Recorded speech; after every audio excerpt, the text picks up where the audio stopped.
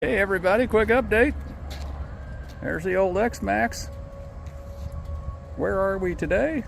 Coming to you from Ted's Motorcycle World in Alton, Illinois.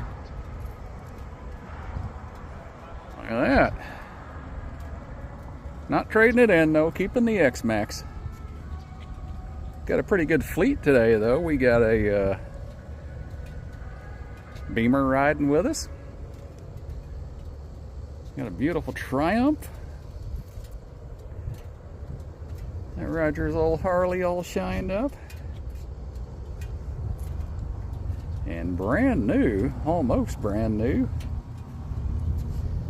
And that beautiful flat gray. It's a gorgeous bike. There we are. 5 in the fleet today.